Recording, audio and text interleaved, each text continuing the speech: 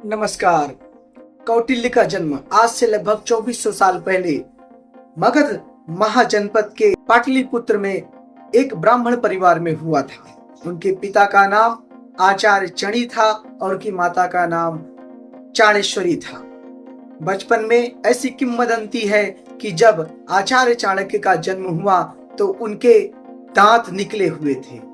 उस दांत को देख करके ज्योतिषियों ने ऐसी भविष्यवाणी की कि यह बालक बड़ा होकर के सम्राट बनेगा और सम्राट बनने के बाद अपने माता पिता को त्याग देगा। यह देख करके या सुन करके उनकी माता और उनके पिता बहुत दुखी होते हैं। उनके पिता उसे सम्राट के रूप में नहीं देखना चाहते, इसीलिए उसका दांत बचपन में ही तोड़ देते हैं।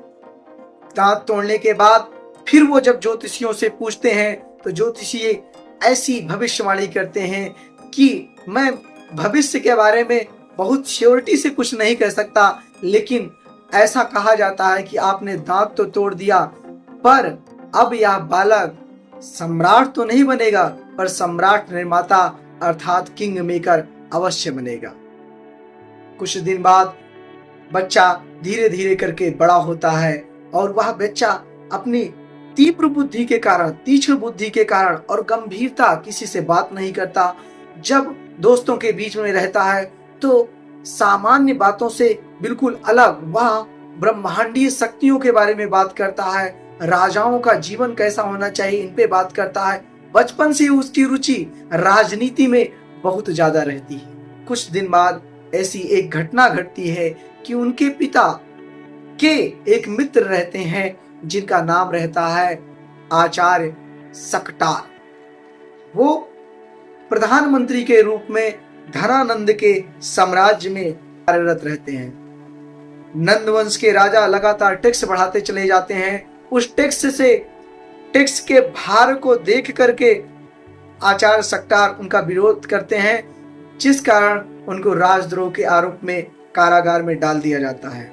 जिस कारण उनके मित्र आचार्य चाणक्य के पिता चणी इसका विरोध करते हैं। विरोध करने के कारण उन्हें राजद्रोह के आरोप में जेल में डाल दिया जाता है।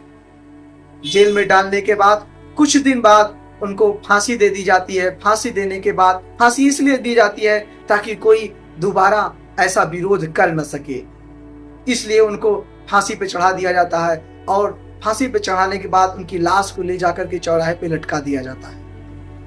एक छोटा सा बालक जो अभी 6 वर्ष का ही रहता है, वो जाकर के फांसी से रात में जाकर के फांसी से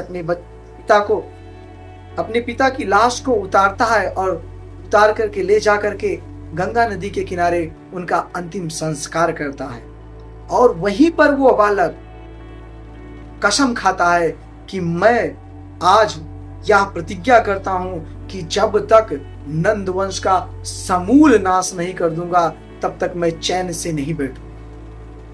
वह बालक अंतिम संस्कार करने के बाद जब अपने घर वापस आता है तो पता लगता है कि उसकी माँ राजद्रोही की पत्नी अपमान को सह न सकने के कारण उसकी माता की मृत्यु हो जाती है। अब वह बच्चा, जिसे बाद में आचार्य चाणक्य के नाम से जाना जाएगा, वह बच्चा अनाथ हो जाता है। अनाथ होने के बाद वह भी मगध राज्य को छोड़ करके भाग जाता है। विंध्य के रास्ते से भागता हुआ वो लगातार पश्चिम की ओर बढ़ता रहता है। तभी उसे कुछ ऐसे लोग मिलते हैं जो उस बालक को पहचानते रहते हैं, लेकिन वह बालक उनको नहीं पहचानते। उनमें से एक रहते हैं राधा मोहन जी। राधा मोहन जी आकर के पूछते हैं, बेटा तुम्हारा क्या नाम है और यहाँ क्या कर रहे हो, कहाँ जा रहे हो? विष्णुगुप्त अपना नाम इसलिए बदल देता है क्योंकि उसे लगता है, एक छोटे से बालक को ही बचपन में ये लगने लगता है कि कहीं यहाँ मगध का कोई गुप्तचर ना हो जो मुझसे यह जानने के लिए मेरा नाम, मेरा परिचय पूछ रहा है, कि कहीं उसे पता चल जाए कि मैं आचार्य चणी का पुत्र हूँ तो यह मुझे उठा करके ले जा करके कारावास में डलवा दे। इसलिए वह अपना नाम बदल देता है। पर नाम बदलने के बाद उसे पता चलता है कि यह राधा मोहन जी हैं जो उसके पिता आचार्य चणी के ही मित्र हैं और उसके शुभचिंतक हैं।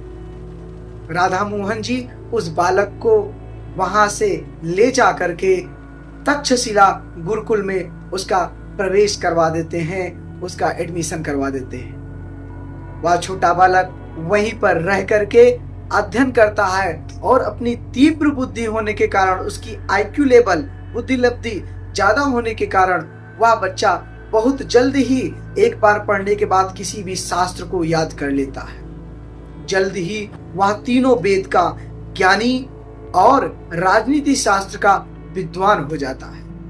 उसकी यह बुद्धता, उसकी यह तीव्रता देख करके वहां के कुलपति और आचार्य सब उससे बहुत प्रसन्न रहते हैं। कुछ दिन बाद वहीं पर अध्ययन करते करते वह बालक बड़ा होता है और वहीं से स्नातक करने के बाद, परास्नातक करने के बाद उसी गुरुकुल का राजनीति शास्त्र का एक शिक्षक, आचार्य यानी प्रोफेसर के रूप में उसी विश्वविद्यालय में कार्यरत होता है। तो यह उस बालक के बचपन की कहानी है जो हम आपको अभी बता रहे हैं। इसके आगे वह कैसे, उसका अपमान ज्ञान सभा में कैसे अपमान होता है, फिर वह चंद्रगुप्त से कैसे मिलता है, चंद्रगुप्त से मिलने के बाद कैसे वह सिकंदर को इस देश से बाहर भगाता है, सिकंदर को बाहर भगाने के बाद पुनः एक सूत्र में बांधने के लिए विभिन्न राजाओं से मिलता है तो पुनः उसका अपमान होता है। अपमान होने के बाद फिर आगे उसकी जो कहानियां हैं, कैसे वह नंद वंश का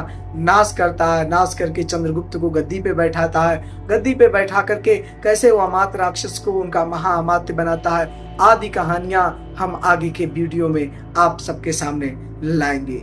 आपने सुना, इसके लिए बहुत बहुत धन्यवाद। आप इस चैनल को सब्सक्राइब कर लें ताकि हम आपको नए नए वीडियो ऐसे ही लाते रहें। धन्यवाद, आभार।